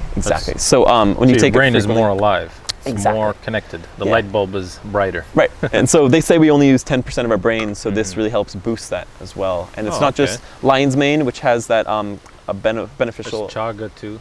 It's actually Gotu Kola. So it's what is Gotu Kola? It's an herb that we grow here. Okay. It has this cool like heart shape. And first time I hear that name. Yeah, Gotu Kola. It's this. It grows on the ground really easily, and then we extract. A tree just fell. That is pretty cool. That's a naturally falling tree? Yeah, wow. Interesting. That's pretty cool. We just watched a tree fall down in the forest. Interesting. Pretty cool. Welcome to Kauai. So nobody chopped it down, it just fell? Nope. Yeah, that's funny. All the wind we've been getting. Yeah, nice. So we got... You're talking about Gotu Kola. Yes, so a lion's mane, Gotu Kola are both brain-boosting herbs, or the mushroom, that pretty much help with that memory, focus, and mood. And we also have L-theanine, which is a type of amino acid that comes from green tea. Okay. And that's really beneficial. And that's inside here? Yes, and then we also put in Kauai vanilla to make it taste great. Vanilla is actually beneficial for you. Vanilla is an aphrodisiac. And actually, it tastes nice too. It tastes amazing and it really smells like great. So we combined all these into kind of this herbal mixture that you could easily just, try if you want to take let's do it. Yeah, all you, my man. I do not consume alcohol, but if in terms of a medicinal way, we do put alcohol on our skin and whatnot for medicinal purposes. Yeah, you could probably just like put a couple drops under your tongue. 8 drops is a serving, but it's a little strong. And we do a dual extract. So it's 50% alcohol and 50% hot water. So because the cell wall of a mushroom has to be broken down in order to get those nutrients. And so we do the dual extract. Keep it under my tongue? You could for a little while. And it tastes good too. Not too bad. So yeah, this was kind of our flagship product here.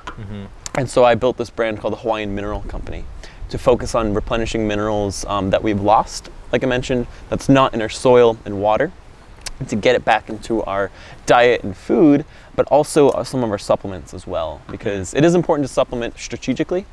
It's not going to the store and picking out all the zinc and vitamin C for your cold and flu, but taking the right things from the right places.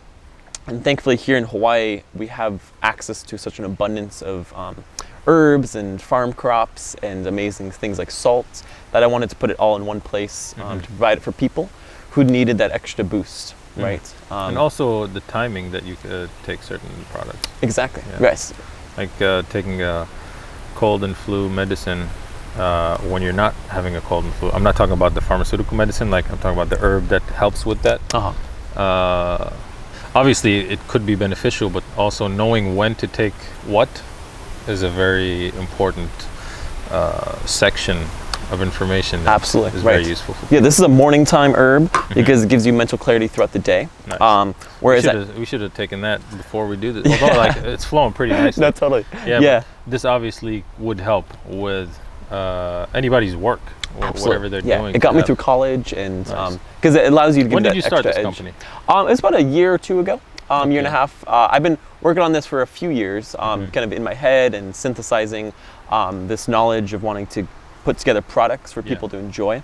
But it wasn't until I came to Hawaii and settled down here and sourcing the ingredients is when I actually started providing it for people. Okay, and what supplements are you currently taking?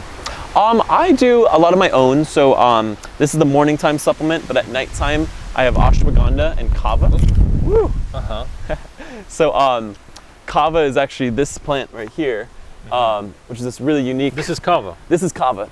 So at nighttime I take this. It's a Hawaiian How do you consume that? You just bite that? Or you actually could bite the stem, but I take the roots and I blend it with that alcohol extract as well. Okay. And then when you take that, helps relax your muscles, and it's good for stress and anxiety. Kava is a relaxant? Yes, yes. Okay. And it's a Hawaiian traditional plant as well, so it's been used throughout Hawaiian history, which is really cool. And ashwagandha, my friend grows Ashwagandha is good for stress management. Correct. And also increases your testosterone. That's right. Exactly, exactly. I take that. Nice, yeah, it's really beneficial for you. And my friend... Sometimes I feel like it gets me a bit intense and like very brutal. Yeah, that's fair. It's called an adaptogen. So a lot of these plants, including the mushrooms, are an adaptogen, and that means it helps balance your hormones. So it brings down your cortisol and adrenaline and brings up your dopamine and norepinephrine and happy chemicals as well, and serotonin. So it brings balance to the endocrine system and nervous system. But ashwagandha is really unique, especially when it's grown in the right soil. My friend right down the road from here, he has a couple plants, and we dig out the entire plant, and we only use the root. We actually throw away the entire rest of the plant.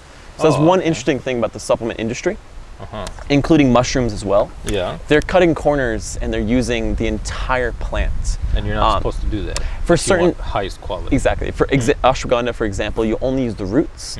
And lion's mane, for example, you only use the fruiting body. Whereas not the whole mushroom. The whole mushroom is grown on this like a rice bran substrate, and there's all these roots called hyphae. Okay. And these industries are using this entire block of mushroom, but the medicinal value is only in 10% of what's called the fruiting body. And that's what's the mushroom coming out of it. Oh, okay. So for us, we wanted to focus on just the high quality components of the plants and mushrooms and herbs, and only provide that for people, rather than having to deal with the rest of the crappy quality that's in it. So yeah, we've been focused on lion's mane, ashwagandha, kava. Those are the 3 products you're selling? Those are the 3 herbal ones. We also have electrolytes that are really beneficial. So we've been focusing. I think that was the one that you were selling when we first met. Yes. You gave me a taster to drink. Yeah, I actually got that one right here. Oh, so you have it? yeah, I got it. Where is it? This one? Yeah, so pretty much these electrolytes are pretty unique because like 90% of Americans are deficient in magnesium and potassium. And so we get magnesium also helps a lot with sleeping and regulating your overall system. Oh my goodness. I discovered that when I was in Germany. It really helped with my overall function because I was playing soccer there. Okay. And it really helped ease my mind and get me in a flow, and also with the recovery process. Right. It does apparently help very strongly with the recovery process, like when you're sore and whatnot. Oh, is that right? Yeah, it helps you recover quicker. Wow. Yeah. Wow. Yes, and because magnesium's mineral for relaxation. So calcium retracts, magnesium relaxes. And actually, what did you just say? Can you repeat that? Oh, calcium retracts your muscles, and then magnesium relaxes them. So would you say calcium is good to take before working out? I think there's nuance to it. I mean, it depends on what your needs are. If you're deficient in it, of course. So when you take calcium, it brings you closer together. It constricts you. For your muscles. So like this. Yeah. So magnesium is relaxing it, whereas calcium does this, and that's happening on a cellular level. Between these 2 minerals, and so one is not necessarily more beneficial for pre-workout. It just depends on your purpose. Exactly. And what you're trying to achieve. Right. And actually, for cellular metabolism, for energy to be produced, like ATP, magnesium is necessary. What is ATP? It's the energy of the cell. Okay. So that's what your mitochondria are producing for us to be speaking and talking and playing soccer. You need lots of ATP. Okay. Or 24/7, your body needs energy. And so magnesium actually helps produce that as well. It's an essential mineral and electrolyte that's necessary for human life on Earth. Okay. But since 90% of Americans are deficient in it, we're reaching for caffeine and all these other ways to get energy instead, rather than just focusing on foundational nutrients, rather. So, so we actually get this from the Big Island. It's a really cool extract from deep sea ocean water, believe it or not. So there's a company out there that sources it, and it's really changed my life, my sleep, my mental clarity and focus, which has been great. Very nice. Yeah. And to wrap things up, how do you see your near future going? What are your coming goals? What are your aspirations? Absolutely. Yeah, we're definitely focused on growing this out. We have a couple new products down the line of things like bee pollen, vitamin E, different extracts of different Hawaiian herbs and plants, including a greens blend that's similar to athletic greens, but we're using Hawaiian sourced vegetables such as like spirulina, kale, moringa, gotu kola, and tulsi as well. What's tulsi? Tulsi is called the holy basil. It grows in India, but we have it here in our garden, and we're... So you're growing it here as well? Exactly, yes. So we're growing these plants, and then we dehydrate it into a powder, and then turn that into a drink mix. So you could add that into your water. So it's really just great. Straight up the plant, just simply dehydrated and crushed? Correct, and yes. that's the final product? Exactly, yeah. That's it? And so you add that right into your water or your juice or smoothie. And how do you dehydrate it? We have a little small dehydrator, and we go low and slow. So in order to actually dehydrate it, you have to take out all the water and that's a machine that does all that. You yes. don't. Okay. And for your body to absorb the nutrients in kale, for example, you have to use heat to break it down.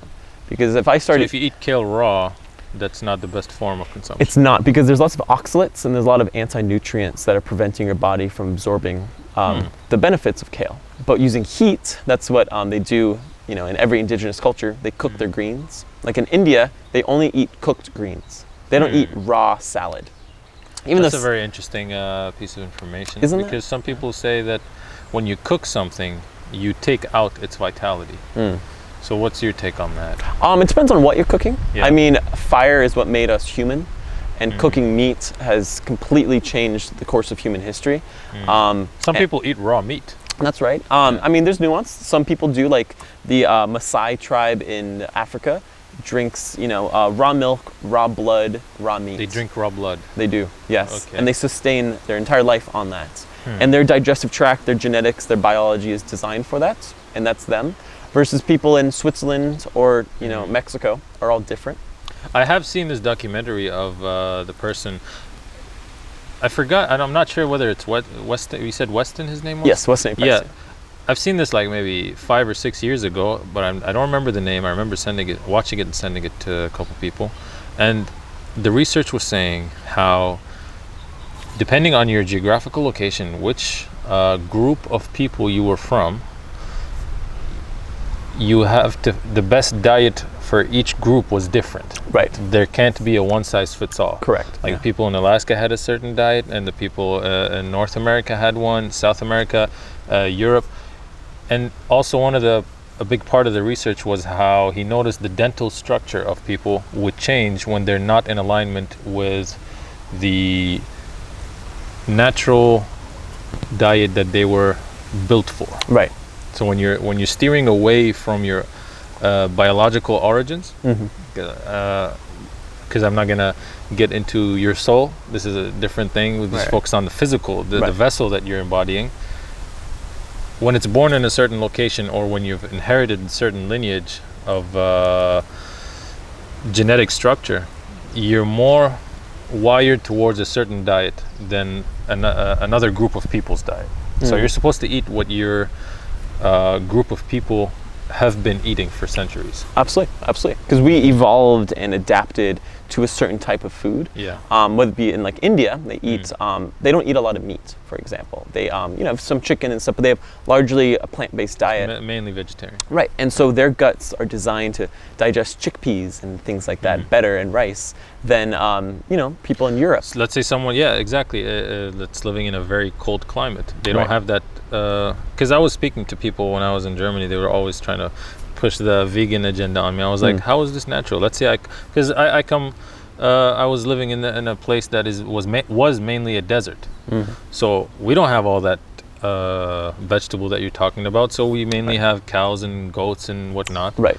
They're you just give them the grass and basic things, and then they give you a whole meal. Exactly. So this vegan or vegetarian, mainly vegan diet was extremely privileged. That does not apply to everybody. Maybe it's good for you in your location, but other people in different situations, how can they sustain that? How can that be a natural form of their existence, given that location, whether in the desert or in a very cold climate? Exactly. Right. Yeah. So that's part of why. Because for a period of time, I did decide not to eat meat. I felt okay. My muscles were still growing. Everything was functional. I didn't feel like I was lacking anything. But at the same time, at a certain point, I started realizing this is not necessary. Although it may have certain energetic benefits in terms of how the animal was treated before it died and how that energy transfers to me. That's something I'm still being conscious of. Right. However, in terms of the meat itself, I don't think it's a bad thing to consume it. It's just the quality of the meat and how you treated that animal, because energy cannot be created nor destroyed. It simply transfers. Right. And if that animal was tortured before it died, that energy is stuck now in that meat. If I eat that energy of fear, I'm now filling myself with that energy. Correct. That was my main philosophy behind decreasing that, which I still do decrease it. But in this modern world where everything is industrialized and there's a lot of shipping and whatnot, Right. You don't always see the animal. You don't Right. always know what's happening behind the scenes. Correct. Yeah, and Right. that's where I started to incorporate more of mind over matter. You set your intention over the food, and you bless it, and you pray that it fuels your body in the best way possible, because there's only so much you can control. Mm-hmm.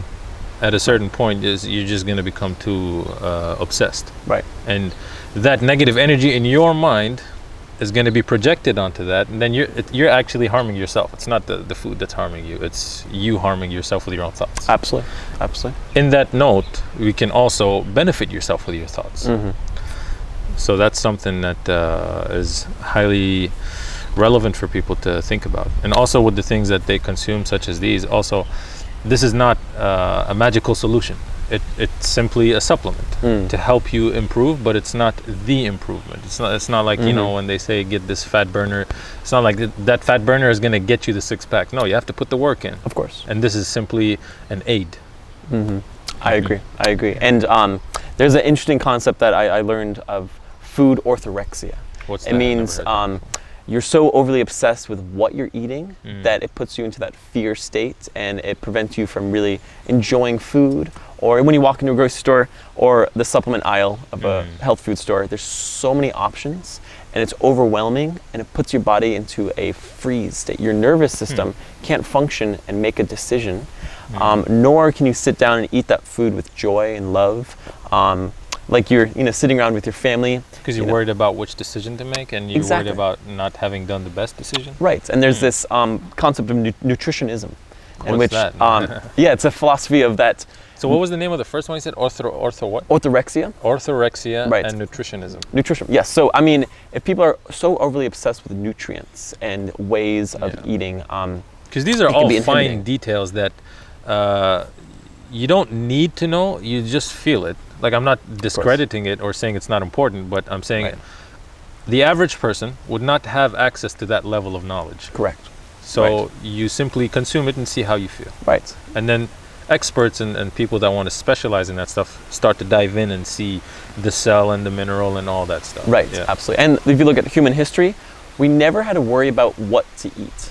The people with the perfect jawlines and teeth and stuff, they ate their, seal blubber in Alaska. Like they know exactly what to eat because that's what their parents and grandparents have brought through tradition.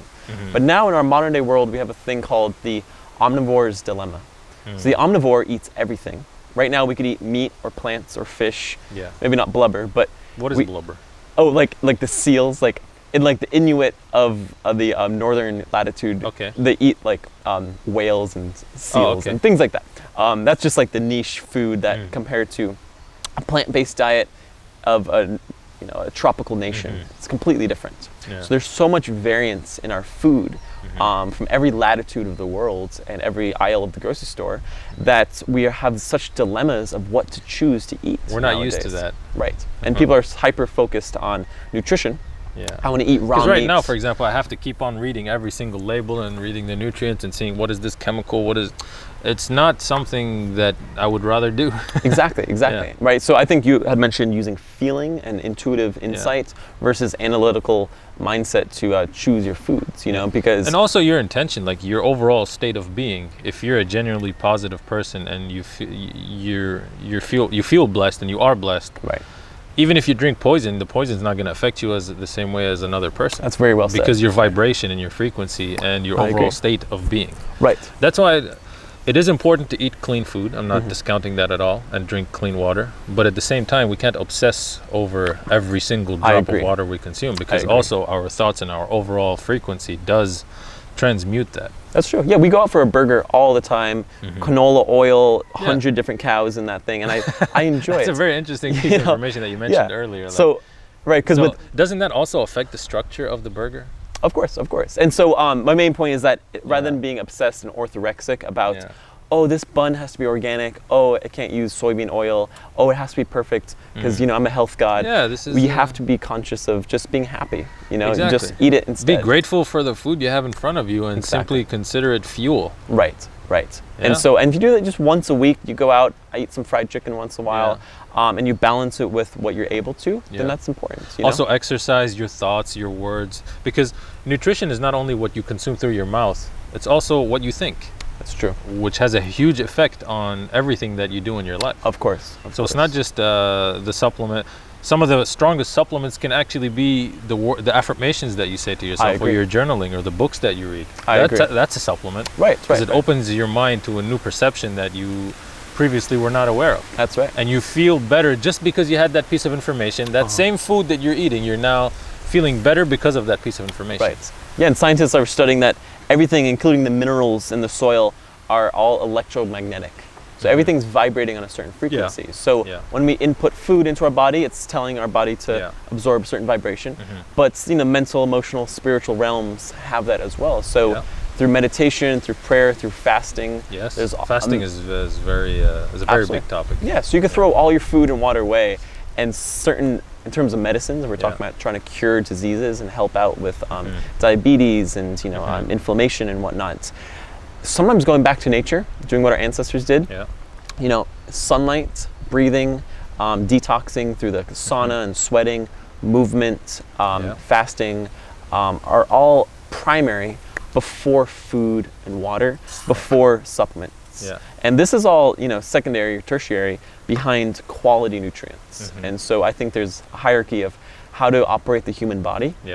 And being in an environment that's conducive to that, surrounding yourself with people who are conducive to that as well. Because you can be eating the best foods, just like some of the very financially rich people, but they're surrounded by extremely toxic environments, extremely stressful situations that they're in, that is not very natural. They have the best food, but they're still very unhealthy. Right. And that's where health is holistic. It's not just the food. Right. Absolutely. Nor is it just the environment. It's a balance of everything together that makes you live a holistic lifestyle. Absolutely. And in balance. Right. And one thing I've been loving is eating food with people. It completely changes it. When you cook, first off, cooking your own food, so you can take control of the ingredients. Cooking with your friends and family, and you sit down, and it's very popular in traditional cultures as well. Sit together as a family to eat. But nowadays, modern day Americans... That's the traditional way of doing it. Of course, we've done that. In our tradition in Islam, they say it's best when you at least have one person with you. I agree. Because when we eat alone, especially in front of a screen with microwaved meals, or driving in the car... Microwave itself is a whole other topic. Of course. But that completely disassociates us with the food, because... How so? Food is the great connector, and it's what brings us all together. It's the one language that we all speak, right? So might as well... way of putting it. Yeah, right. So it's everyone loves good food. Yeah. And so, regardless of where you come from. Yeah, we're taking the joy out of food, whether it be the orthorexia about the what nutrients are in it, or the toxins, or the chemicals. Being too focused on labels. Is this organic? Is this cage-free? And just grab it and cook it well. Make sure you enjoy it. Spend some of your free time to add garlic and onions and make sauces and cook your own food. Get to know your food. Exactly, and then bring your family around it and share it. There's something a lot more gratifying to food rather than just the nutrients. Let your body take care of the rest of absorbing it. Have a good detox regimen, so just in case you get some pesticides into your dinner, you're able to clean them out. Like you said, your body's self-regulating. And focus on the bigger picture. Focus on the love that you have with your family, and the joy that food can bring you. Because some people, let's say, they can't afford a certain level of food. Right. But they're so in love with the environment, and they're so connected as a family.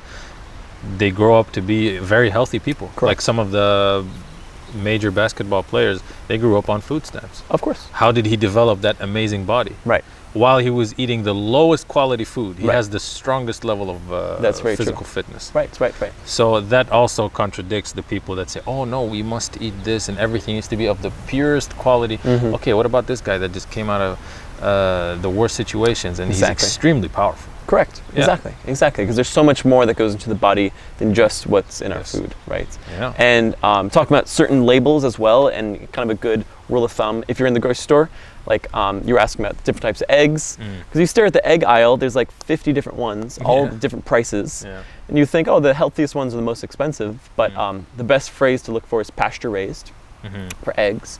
For beef, I like to get grass finished beef, because grass-fed beef, Finished. There's Correct. a difference between grass finished and grass fed. That's correct. Yes. Didn't know so that. because you could raise your cows like Kerrygold butter. You can have them on grass for the majority of their life. Yeah. And then you bring them to the feedlot and they give them a bunch of corn and soy and they fatten them up. Then they slaughter them. But since they were grass fed. So they didn't lie when they said grass fed. Exactly. It's just not entirely. Yes. So that's very sneaky. In Ireland, that was big lawsuits for like Kerrygold butter, that nice grass fed butter. Yeah. They were finished on corn and soy. So grass finished means that from calf to death, that cow was always on grass. Which is really good. And valuable piece of information there. And then they sell frozen. There's a great brand I like called Force of Nature. Okay. And they sell frozen. That's the name of the brand? Yes, like bison, venison, beef with actually liver and heart that's mixed in. It's a frozen. Yeah, liver pack. is very potent and very beneficial for. So I've been liking to get that recently. And for milk, you could actually find it on Craigslist. You could actually find local ranches and farmers and you seem to be very in alignment with Craigslist. I find a lot of scams there. I was looking for housing recently, and there is scams for sure. It's full of scams. Right. Yeah. Maybe someone will scam you with some pasteurized milk instead. But I never bought food off Craigslist. I was just looking for housing. But there's actually a great website called like Raw Milk Finder, or rawmilk.com, and you put in your zip code, and you can find all the raw milk in your area. Rawmilkfinder.com. Yes. Right. And there's also another website I recommend people go to called EWG.org, or Tap Water Database. And you type in your zip code, and it shows you all the pollutants that are in your water. Depending on your zip code. Correct. Yeah. Wow. So it's called the Environmental Working Group Tap Water Database. It's really cool. So I recommend people see that because you get to see fluoride, bromines, all the chemicals. Then that can also inform your decision on which filter to buy. Exactly. Yeah. And when I was in Egypt, the guy would always ask me, sorry to cut you off. Oh yeah. They'd always tell me, where are you living? Depending on that, they decided which filter to give me. Wow. Yeah. Interesting. But I didn't know those details that you're talking about. Right, because there's sediment in the water. I knew about fluoride and whatnot, but I wasn't that into it. Right. Yeah, So I just want clean water. Yeah. And so I think with supplements, with food, with any of these, it's about having context. It's for you, for your genetics, your ancestry, and your digestive system, your metabolism. Your build-up. Exactly. What works best for your needs. And if you're a healthy individual, you might not need certain supplements. Whereas someone battling with diabetes or other types of inflammatory diseases, you might want to focus more on a nuanced approach. And so I think one of the biggest messages is that rather than seeking advice from others, of a doctor or this influencer or whatnot, you have to do the research yourself. Yeah. And see what aligns with you. Exactly. And what your body needs. Because we don't all have the same needs nor the same structural buildup. We have a lot of similarities, yes, but that doesn't mean we require the same needs. You're right. That's very true. That's very true. Yeah. And to wrap things up, how can people get in touch with you? Where can they buy these products? And absolutely. More about getting in touch with you. Yeah, so we got a great website. We're posting blogs. We want to focus on lifestyle branding as well to help people get and feel their best selves. And so obviously we're growing and sourcing these products from the Hawaiian Islands, but we ship around the world as well. Okay. Is this available on Amazon or? Not yet. So we actually have a very small volume. So we're focusing mostly just online. So our website's hawaiianmineral.co. .company. And then we have an Instagram as well. We're going to be promoting some great information. Yeah, I'll be putting all of that information in the description as well. Absolutely. Yeah, and you're mainly available here in Kauai during the farmers markets. That's correct, yes. And also the Princeville night market. We do that one as well. We are in Hanalei and Princeville, a couple different towns around here in Kauai. Because my main reason, Hanalei farmers market, because there's also one in Princeville. Yes, and when is that? Friday or? Saturday morning, 9 to 12. And the main reason we do farmers markets is just to engage with people and hear feedback. We like to give out samples. We like to share it and talk with people about health and hear their health problems and see how our things can assist. So it's also a form of research. It is, exactly. Nice one. That's so the main thing is idea. And seeing what people need. Talking with individuals, who are dehydrated. Like, what can we do to make sure they feel their best? Very big theme around the world, not just here. Very much. Yeah. And so it's nice because Hawaii is the center of the Earth. We're literally the most remote inhabited archipelago on planet Earth. We're in the middle of the ocean, and people from around the world are traveling here for 1 week to have a nice vacation. And I have the opportunity to meet them, observe, learn where they're from, what they eat, what they do, what their health practices from Germany, Australia, South Korea, around the world. And so it's really a pleasure that I'm able to introduce myself to all these amazing people, including you, because you were someone who came in. I had the amazing opportunity to connect with you, hear your life story, and I appreciate all the time. I mean, there's a lot more that we can keep discussing, but let's keep this compact for one episode, and perhaps we meet again and we have another episode. You do some more research, and we have new topics to discuss. There's always new information to share, and new levels of knowledge and wisdom and clarity to have. Absolutely. You should come back to Kauai. You're welcome to come here anytime. And it's nice. This woofing idea is not a bad idea. You should join. And something I'm gonna look up. Although right now my situation is a little bit different. I'm going back to California to work on some business there. That's perfect. And, but this is valuable information to have for the future. You never know what might happen. Absolutely. Maybe I'll come and visit you. And you're very welcome. Woo! Perhaps this it's a good sign. Was the wind telling us this was a great episode. I'm very happy with all the information that we unpacked and talked about. You were very eloquent with it too. And for the people that were listening to this, would love to hear your feedback on something that you've learned or something that you would like to acknowledge or that you've benefited from this episode. All the information about Lewis is going to be in the description on how you can get in touch with him, where you can find him in the Friday farmers markets here in Kauai. And Lewis, it was an absolute pleasure to have this interview with you. Absolutely. I look forward to more. I appreciate it. I'm really grateful for your time in this amazing environment and the outlet to share this information. Man. And more to come. Yes, Fantastic. Sir. Aloha. Ladies and gentlemen, the end. Mahalo.